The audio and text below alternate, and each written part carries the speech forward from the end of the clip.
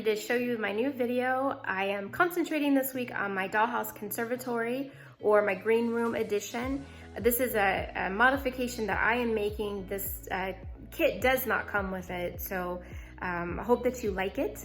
I'll know that you like it because you will like the video.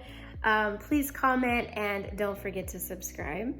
But in the meantime, if you are waiting for the second video of the dollhouse kitchen refurbish, that should be coming out next week. Hopefully I'll be done with it by then. The holdup is electricity because I am doing electric work this time, and I haven't done that in a really long time, so I'm quite rusty.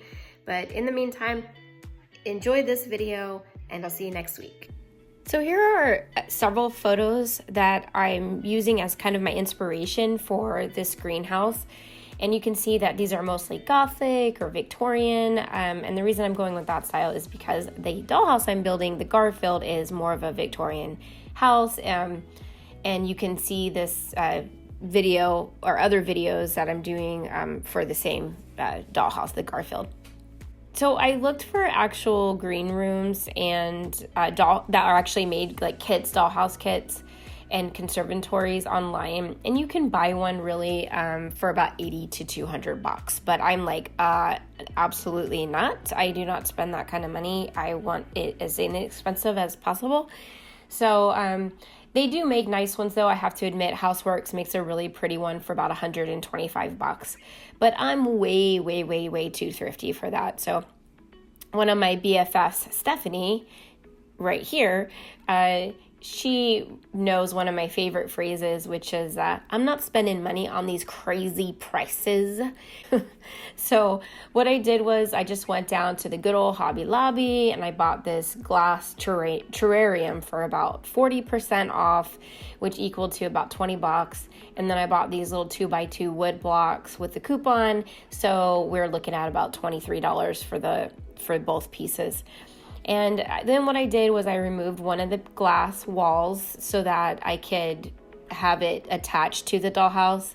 And I added the flooring that you're seeing here in the photo. So if you want to know how I did that, I have another tutorial video and I'll put the link down in the description below. The blocks on the bottom, I also want to look like stone, and I want it to match the stonework that I've already done for the rest of the dollhouse. And I also have another tutorial video on how to get that done and completed. Again, I'll put that in the description too.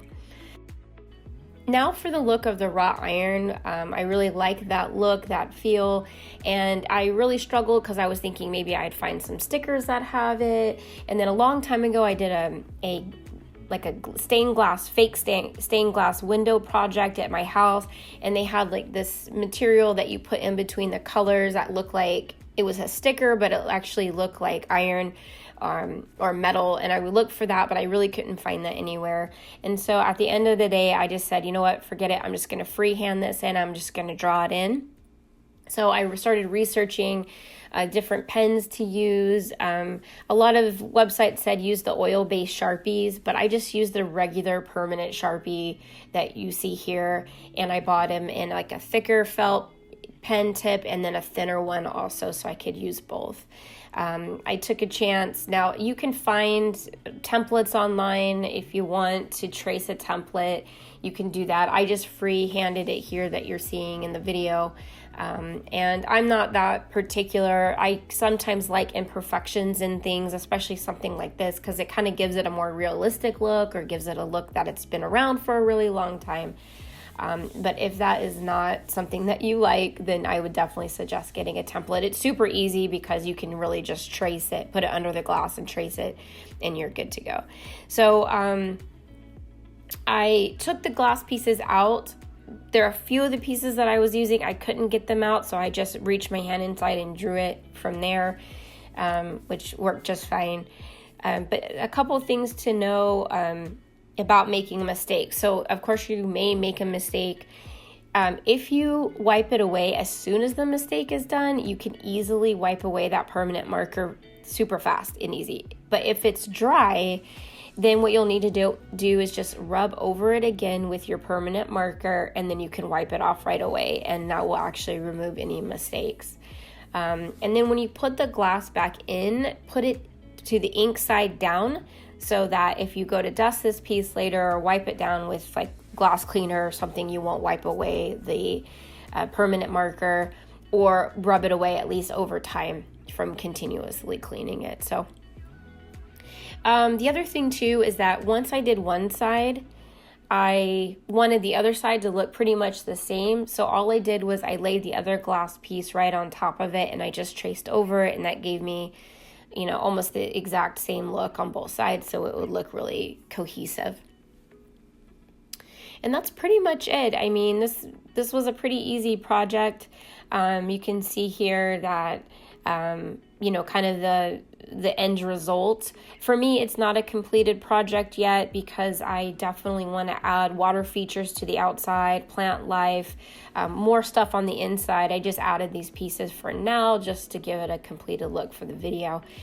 You know, I like to add all sorts of stuff. I'd like to do some trim. I've got to paint some of the bottom areas too. So, but anyway, so that's it. I really hope that you like the way it turned out. Again, please comment and like and subscribe.